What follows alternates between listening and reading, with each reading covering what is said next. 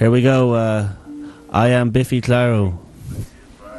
Yeah, indeed. If you are listening to us, if you could just mute the Justin.tv feed. Andy, I think you are. I think you're from Ireland as well. If you mute the Justin, you should get us on the Skype. Let's see if you're there now. Hello to you. Hey, what do you think of the paper for this night?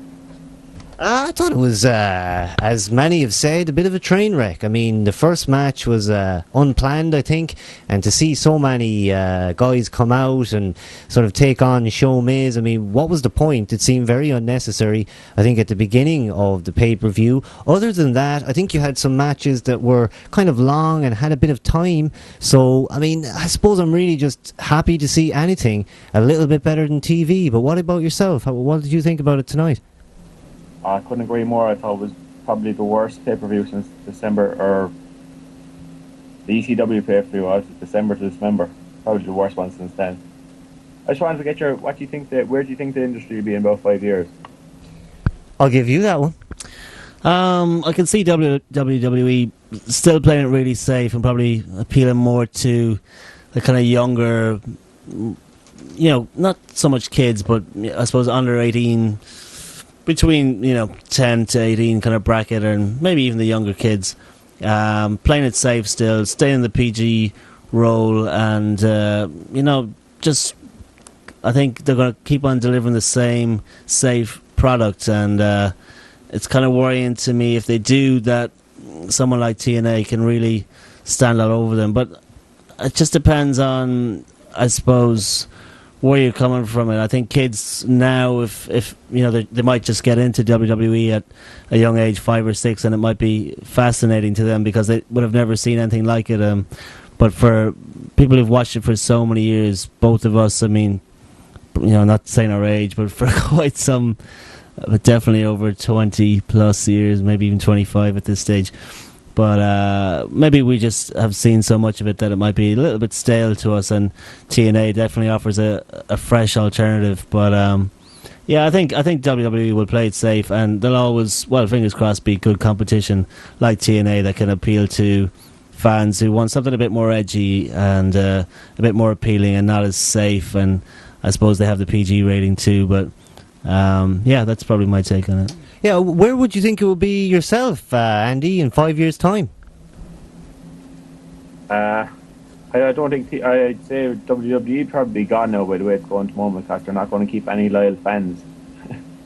Like myself, I've been watching for about 20 plus years as well, and I'm starting to watch TNA regularly. Even Lethal Lockdown was far better than any WWE pay-per-view bar WrestleMania lately. So watch me go there. Just one last question, lads. Who's your favourite wrestler? Well, my own favourite wrestler, I think I mentioned it once or twice, but probably too much. I think Randy Orton is probably one of the best performers out there at the moment. I think the guy has grown up in that wrestling background. I mean, he's second or third generation at this stage, and I think that's exactly the kind of guy. You've got to have a guy who's had that old school kind of bringing up in the business. I mean, there are very few of those guys left. So I tip Orton. I think he can make anyone look better than they are, and indeed any Orton main event would interest me. But yourself, Stephen? Are we talking current wrestlers or all-time favourites? Current, yeah.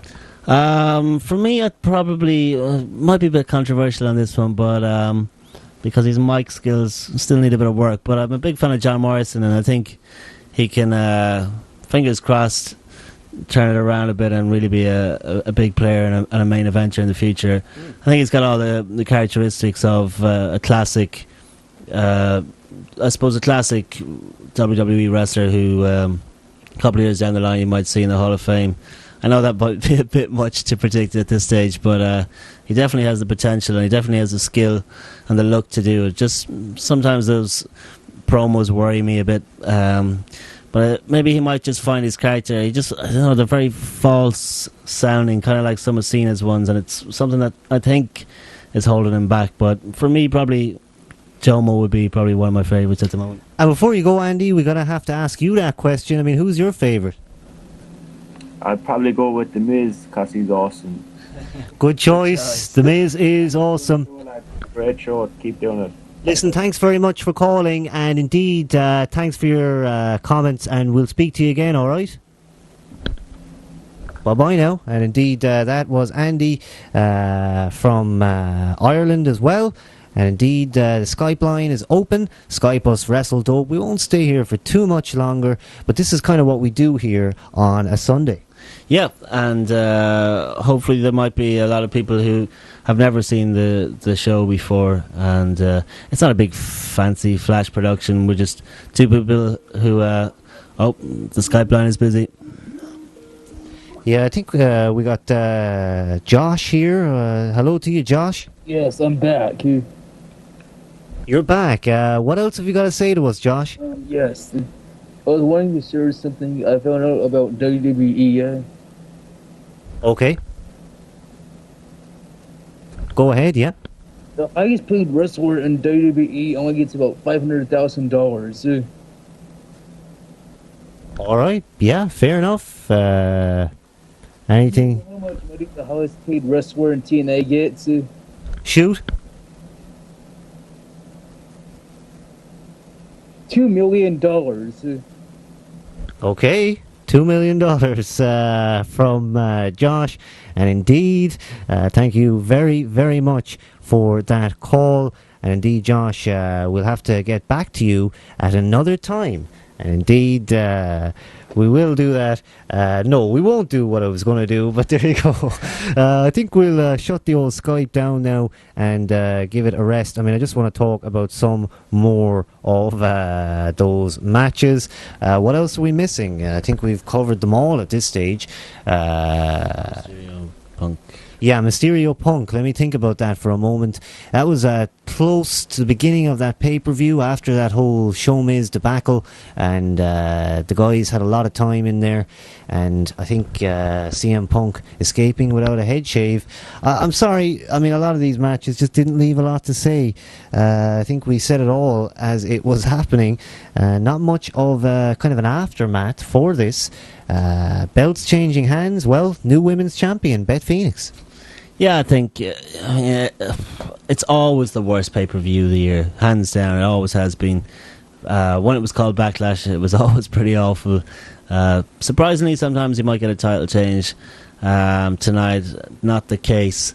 Under the new banner of Extreme Rules, I have to say I don't think it worked. And really, it was about as extreme as No Way Out 2006, which doesn't really say a lot as far as pay-per-views go. So going forward, fingers crossed, the next pay-per-view will be better. And I